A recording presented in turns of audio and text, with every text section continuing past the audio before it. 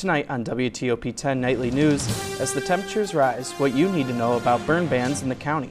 Plus, SUNY is eliminating single-use plastics, what it means for the campus.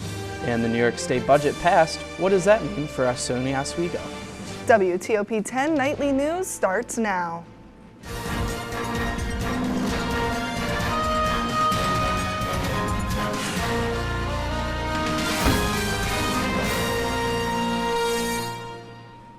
Good evening and welcome to WTOP-10 Nightly News. I'm Seth Appleby. And I'm Gabrielle Legatella. This week, the New York State budget process came to a close, reaching an agreement for the New York State's budget for the next year. Some highlights include the distribution of $114 million to state-operated campuses, with $60 million promised to SUNY Oswego. $8 million have been allotted to support community colleges with any urgent needs, plus financial support for important new initiatives like the Empire State Corps, a New York State public benefit corporation. The budget also includes the approval of the groundbreaking Empire AI initiative, a vital legislation that would make for the completion of the FAFSA Universal for high school seniors. The proposal also offers a new plan for a stronger SUNY downstate, which will help to create a nearly $800 million investment. We are learning about a structure fire that happened today on Birch Lane, nearby the Oswego Speedway. You can see smoke from a distance in this video sent today at 5 p.m. We reached out to the Oswego County Sheriff Department. They said the fire is under investigation and cannot comment at this time. When we get more information, we will let you know. Construction is moving forward on a controversial storage building in the Port of Oswego. The construction of Dome 4 has faced years of legal battles and delays among complaints about it blocking views of Oswego's historic lighthouse. Dome 4, which was originally supposed to be dome-shaped, is a 70-foot-high A-frame building. Once completed, it will look like it will hold bulk salt and agricultural fertilizer. Oswego Mayor Robert Corradino has designated May 1st through May 5th as Fallen Firefighters Weekend in the city. Corradino pledged support to honor the Oswego firefighters who have sacrificed their lives in the line of duty. Oswego will join communities around the globe paying tribute to fallen members. Corradino encourages community members to display red lights outside their homes and businesses, along with flying American flags at half-staff during the designated weekend. Happening tomorrow from 10:20 to 11:15 a.m., Lee Hickey will be coming to SUNY Oswego to discuss her latest book, Girl in the Class Coffin, The Token Affair, based on a local legend. Lee will be presenting a true story of 10-year-old Virginia Token, whose tragic death sparked a legend that has been passed down for generations. Happening this Friday from 9 to 10 a.m., the Office of Sustainability, Rice Creek, the Office of Community Service, Greek orgs, and student volunteers will gather to experience the reading of the Arbor Day Proclamation. They will then plant a tree in recognition of the day. SUNY Chancellor John B. King, Jr. has announced that single-use plastics will be phased out across the system. This isn't anything new to Oswego. Oswego previously had phased out single-use plastics before the COVID-19 pandemic. Executive Director of Auxiliary Services Stephen McPhee says that they are currently working to return to this commitment, although supply chain issues have slowed the process. Condiment containers, which are the last single-use plastic product, will be eliminated in the fall. A Watertown man faces 10 years to life in prison after attempting to distribute drugs. Stuart Chambers pled guilty yesterday for attempting to possess and distribute methamphetamines and cocaine after buying what he thought was the hard drugs in Syracuse.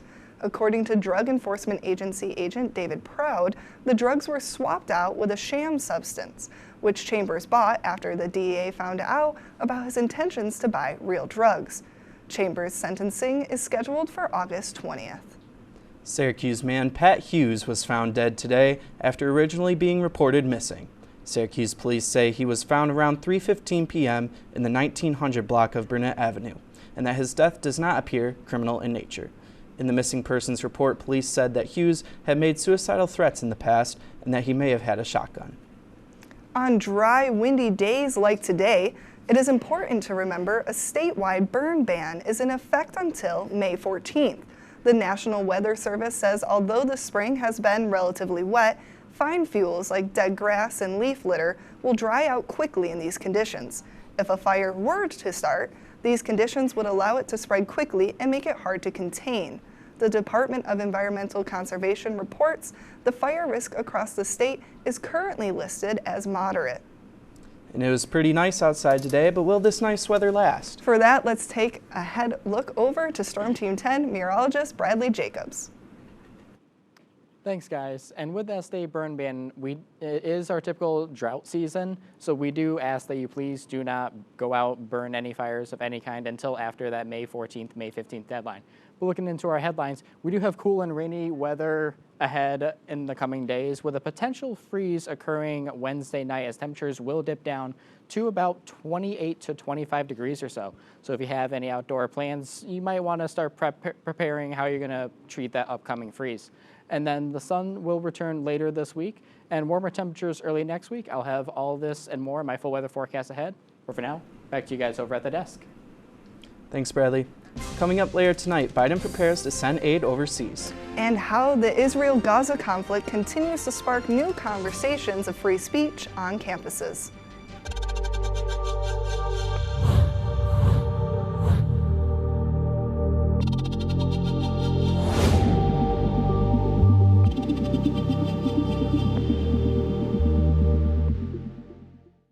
Say, President Stanley, whenever there's bad weather, who would you turn to? I'd turn to Storm Team 10. No, right but you've here. got to say it like this. Storm Team 10. Say it with me. Storm Team 10.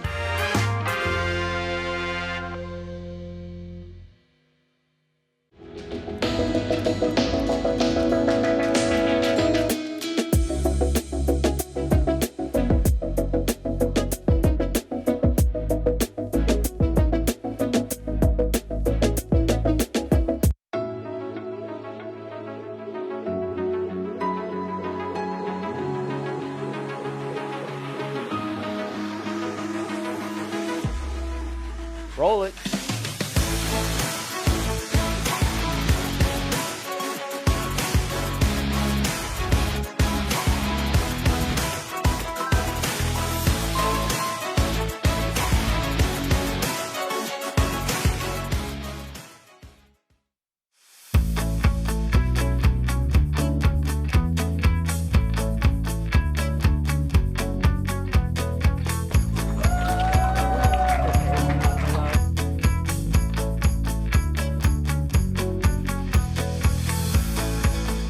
Jill told me it was Kitty from Glee. Yeah, what is it? Al Roker.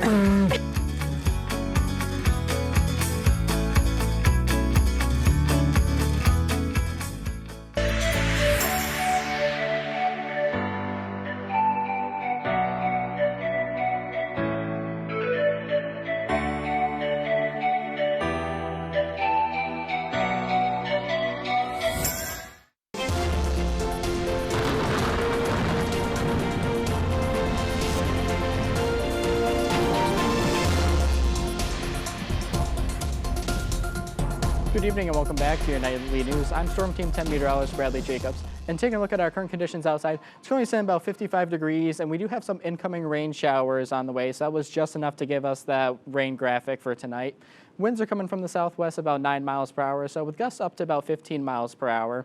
Dew point's in about 42 degrees, so shouldn't be seeing too much dew on the ground besides the incoming rainfall. And the air pressure's in about just below 1,000 millibars, indicating that we do have that rain incoming. Taking a look at our statewide temperatures, very mild and warm unless you're sitting pretty over here in western New York. You are in the low 50s. Making our way down I-90 here, coming up to Rochester at 54, North Dansville at 51. Take a look along the 81 corridor from Oswego on down to Binghamton, it's in about the mid to upper 50s or so. And then over in the Mohawk Valley region, we have Utica at 57, Delhi a little cool at 51, but the mountains there make total sense for that. And then looking over to the capital region, we do have about the mid-50s or so for over there as well. And then looking further ahead, we do have some warmer conditions for New York as well as most of the rest of the country. Unless you're up here in the Pacific Northwest, temperatures will be about a little to below average there, where much of the country here is going to be very above average over the next week or so. My apologies for that. We do have some rain showers looking ahead to tonight's forecast, with the wind still sitting about 10 miles per hour or so coming from the southwest.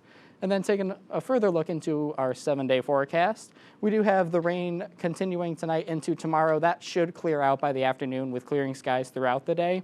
It's going to be a little bit cooler, noticeably cooler. And taking a look at that low tomorrow night of 28 degrees, again, I bring back my point, pardon me again, of the frost and freeze that will be coming with that. Taking a look ahead further into the rest of the week, we do have sunny conditions with warming temperatures heading into the weekend. And then from Saturday till about early next week, we do have that chance of rain showers, sitting about 50% or so each day with warming temperatures and then slightly dropping off after Tuesday. That's all for my full weather forecast. Back to you guys over at the desk. The Senate is taking up a bill that bans TikTok today, and if things proceed as anticipated, TikTok executives have promised legal action. The bill would give its Chinese parent company ByteDance 270 days to sell the app. If not, it would be removed from U.S. app stores. The Senate is expected to pass this legislation, which includes aid for Israel, Taiwan, and Ukraine, as early as tomorrow. The Biden administration is preparing a new aid package for Ukraine expected to be worth about $1 billion. Administration officials have indicated the U.S. will likely send long-range missile systems to Ukraine for the first time. The package is also expected to include supplies for Ukraine, such as air defense and artillery, ammunition, Bradley fighting vehicles, and demolition weapons. The White House is calling a Moscow court's decision to keep an American journalist behind bars a, quote, sham process. Tuesday, a Russian court has rejected the latest appeal by Wall Street Journal reporter Evan Gershkovich. He was arrested in Russia more than a year ago and charged with espionage. A court ruled during a hearing in Moscow Tuesday he will remain in custody until late June. Before Tuesday's hearing, he was asked in English if he was doing okay. He responded with a smile and a thumbs up. The top 3 floors of the Al-Shabaab building in Gaza City were destroyed by an airstrike on Monday. One video from the north of the Strip shows the airstrike hitting the 8-story building, igniting a ball of fire and triggering a massive plume of smoke. On Tuesday, the Israel Defense Forces said they have conducted 25 airstrikes across Gaza over the past 24 hours. More college campuses across the U.S. woke up to major pro-Palestinian protests on their grounds today. And concerns are rising about student safety, access to classrooms, and the possibility of violence. Laura Aguirre has more.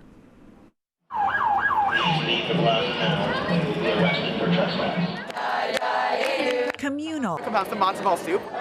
Complex. And now, coast to coast.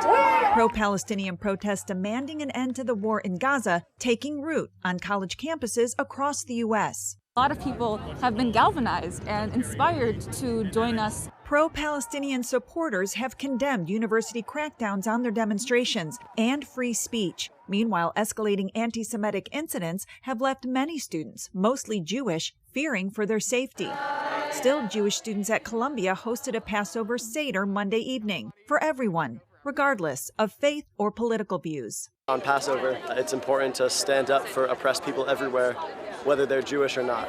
There remains a keen awareness of potential violence, and the NYPD says it has received several reports of harassment. They've also made over 100 arrests since last week for criminal trespassing, as have other law enforcement agencies at campus protests in their cities this week. Many of my colleagues are calling for these university presidents across the country step up and provide a safe space for all students. Columbia has now canceled in-person classes on its main campus for the rest of this semester. But some students say one of the most important lessons being learned is unfolding right now. It's so important to us to transcend the barriers of race, class, ethnicity, religion, and there's a lot of joy here. I think really for the first time on campus in months. I'm Laura Aguirre reporting. And up next, new rules will open the doors for millions of Americans to get a little more money in their paychecks. Plus, the FTC is looking to block the completion of a proposed multi-billion-dollar merger. Up next on WTOP-10 Nightly News. What's going on? Yeah, we go on at like 11:30. It's like no. What do you mean no? It's 10:30. 10:30? Yeah, it's 10:30. What do you mean it's 10:30? Hey, don't touch that. That's my ladder. Hey, man. Whoa. You know this book was already discounted 10%? Wow. Get a close-up of that one. Broadcast news. Look at that. Can we go back inside? I want to sleep in the studio again.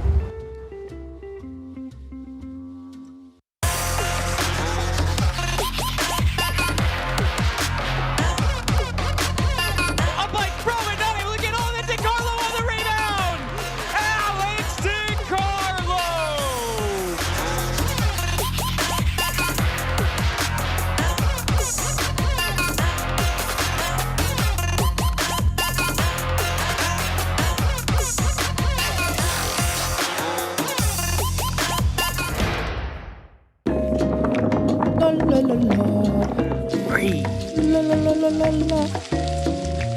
La la la la. Trees.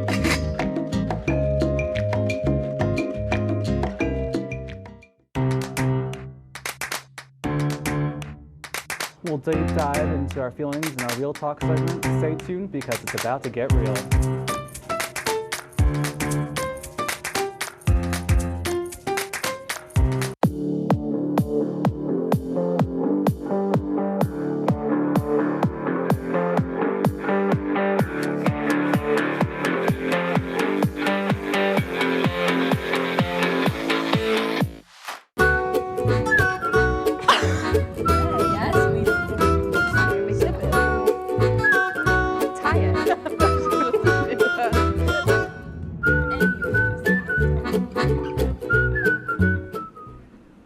Welcome back to WTOP-10 Nightly News. Here's your health and consumer report. The Biden administration announced a new rule that is making salaried workers eligible for overtime pay. The rule raises the salary threshold required to exempt salaried employees from overtime pay requirements. The threshold will increase to the equivalent of an annual salary of just under $44,000 this summer, before the threshold increases again to a salary of more than $58,000. The Department of Labor estimates that about 4 million more workers will qualify for overtime when the rule is fully implemented in January. Starting in 2027, the Labor Department says salary thresholds will be updated every 3 years. For the first time in 5 months, the most distant spacecraft in the cosmos is sending NASA decipherable data once again. Back in November, Voyager 1 began sending engineers on Earth a repeating pattern of code. The mission team spent months trying to figure out what was wrong with the 46-year-old probe that's 15 billion miles away. After some troubleshooting, engineers were able to address the issue. Taylor Swift's latest album, The Tortured Poet Department, dropped on Friday, becoming the most streamed album on its first day across Spotify, Amazon Music, and Apple Music. The superstar continuing to break records after record, and with last summer's Eras Tour was the highest grossing concert tour of all time. Fans willing to shell out big bucks to be a part of the magic were plagued by ticketing troubles and inflation, and now Washington may be stepping in. Ivan Rodriguez looks at how these pop phenoms may be changing the game. Taylor Swift breaking records again. This is so good. While Beyonce continues to bust music barriers. You won't break my soul. Both building on the momentum of last year's unprecedented tour ticket sales that boosted the U.S. economy, with fans shelling out hundreds, sometimes thousands of dollars to see their favorite artists. This is a significant amount of spending that people are still funneling towards entertainment and concerts. But the phenomenon of funflation is raising red flags in Washington. The U.S. Justice Department is planning to sue Live Nation and Entertainment, the country's largest concert promoter and parent company of Ticketmaster, for breaking America's antitrust laws, according to reporting from the Wall Street Journal that cited anonymous sources familiar with DOJ's plans. It's impossible for a consumer to tell what's going into these ticket prices. It's really frustrating on the consumer side and also feels unfair. For its part, Ticketmaster has defended its practices, arguing before Congress last year that it doesn't set ticket prices or determine how many seats go up for sale. Pricing and distribution strategies are determined by the artists and their teams. Service fees, even if they're called ticketing fees, are retained mainly by the venues. Yet, despite consumer anger over exorbitant fees when buying online, the concert-going craze isn't over. People have rethought how they prioritize what they spend their money on, and that we're going to see continued spending on experiences rather than just stuff. I'm Ivan Rodriguez reporting. Some real estate agents have been pretty busy over the past few weeks. According to government data released today, sales of newly built homes in the U.S. surged during the month of March, climbing nearly 9% last month. That's the strongest monthly hike since December of 2022. New home sales rose the most in the Northeast by nearly 28% compared to February. However, the same was not true for existing homes. The sale of older, established homes fell 4.3%, the sharpest drop in more than a year.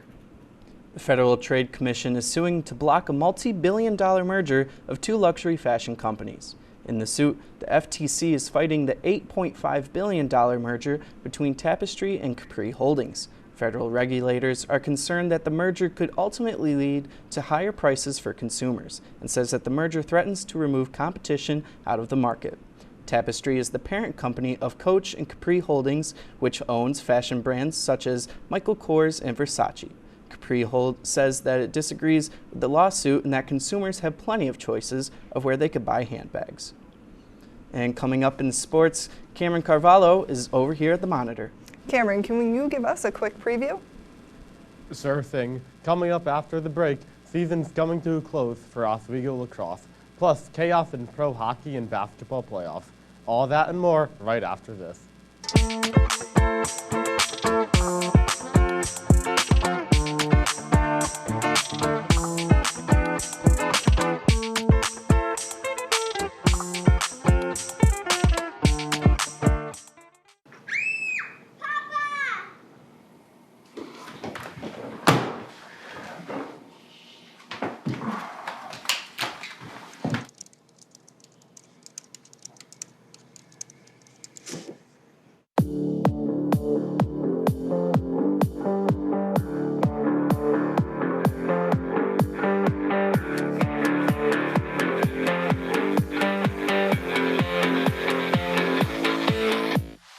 Say, President Stanley, whenever there's bad weather, who would you turn to? I'd turn to Storm Team 10. No, right but you've here. got to say it like this. Storm Team 10. Say it with me. Storm Team 10. What's going on? Yeah, dude, we go on at like 11:30. It's like, No. what do you mean no? It's 10:30. 10:30? Matt, it's 10:30. What do you mean it's 10:30? Hey, don't touch that. That's my ladder. Hey, man. Whoa. You know this book was already discounted 10%? Wow. Wow. Get a close up with that one. Broadcast news. Look at that. Can we go back inside? I want to sleep in the studio again.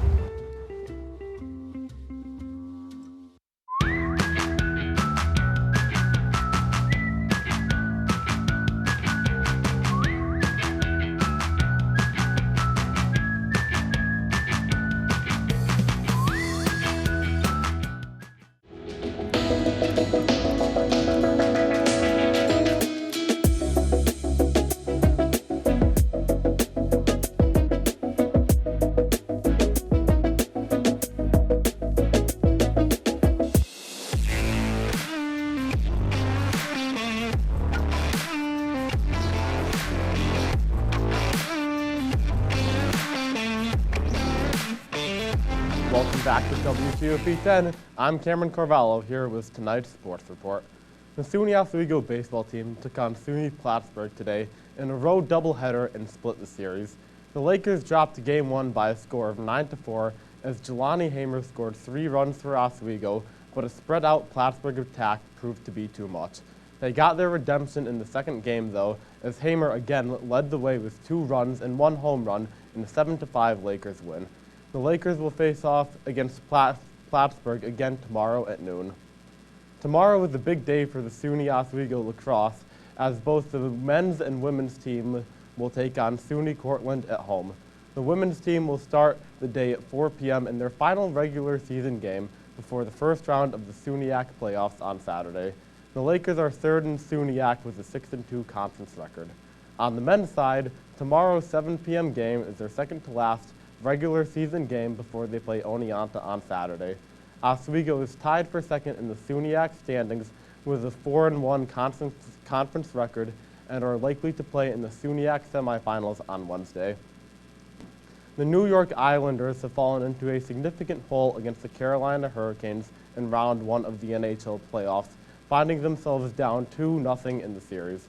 The Islanders were up 3-0 24 minutes into the game, but Carolina rattled off the final 5 goals of the game, including 3 goals in the final 2.5 minutes. The Islanders will now have to defend their home ice as the week winds down. 4 other series, including the New York Rangers against the Washington Capitals, play their Game 2 tonight. Moving into the NBA, the Philadelphia 76ers took on the New York Knicks last night in the world's most famous arena. Tyrese Maxey, he's been the guy all year for the 76ers. 35 points on the night, including 5 for 11 from deep. Joel Embiid, he was out for months, but the reigning MVP shows that he has a deep game too. Jalen Brunson with a nice little and one shot. And it was really the Villanova guards for the Knicks. All three of Josh Hart, who you see there making a shot, Dante DiVincenzo here, and Brunson were on the 2016 Villanova team that won the national championship. Embiid, though, showing why he's the reigning MVP, hitting a really tough shot over Isaiah Hartenstein, and Tyrese Maxey hitting the accelerator, driving by his defender, getting the layup, and in the clutch, Maxey from really deep, putting the 76ers up by 4 with under a minute left. But the Knicks would not go away. Jalen Brunson, his first three-pointer of the night on a lucky bounce, and a stolen inbounds pass, a missed three from DiVincenzo, but a tough offensive rebound by Isaiah Hartenstein, back out to DiVincenzo at the top, who drains a three. A chaotic ending at Madison Square Garden as Joel Embiid heaves one up at the end of the game, but it doesn't chop, and the Knicks take it 104-101. Other news in the NBA last night, the Cavs won the second game and took a 2-0 lead in the series, and the Nuggets had an impressive come-from-behind victory against the Lakers. Jamal Murray hitting a clutch shot to win the game. For the first time since 2004, the first 11 games were won by the home team in the NBA playoffs. Back to the desk. Thank you, Cameron. Now's your chance to see what's known as a devil comet in the night sky. It only comes around every 71 years, and this week is when it's at its brightest. But it will still be hard and take some effort to spot. Experts say the best thing to do is look down and left from Jupiter. Though it is visible right now with the naked eye, a telescope or binoculars will make it much easier to see. After this week, it's going to continue getting harder and harder to spot until it vanishes from view in July. Devil Comet got its name from volcanic-like eruptions astronomers observed that temporarily made it look like it had a pair of horns. Now, Bradley, this is kind of your area. What are we thinking for clouds? We going to be able to see it, or? I mean, tonight it's going to be more overcast. We're going to get those rain showers as it's currently raining out right now. So maybe tomorrow night more, probably more ideal for it once the rain in the system clears on out, and then clearer skies after that, honestly. Great. That's a report for tonight. Be sure to stay tuned for the interview show. Thank you for watching, and thank you for joining us throughout this semester. Have a great night. Oh, yeah.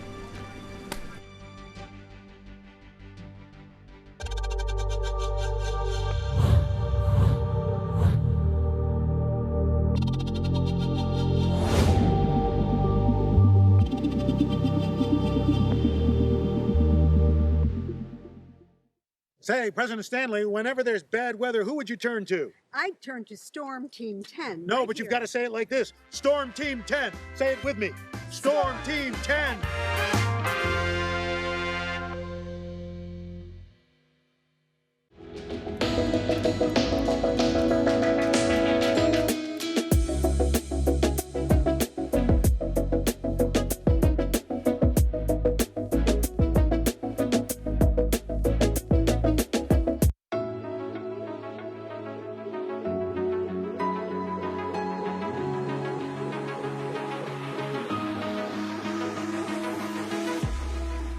Roll it.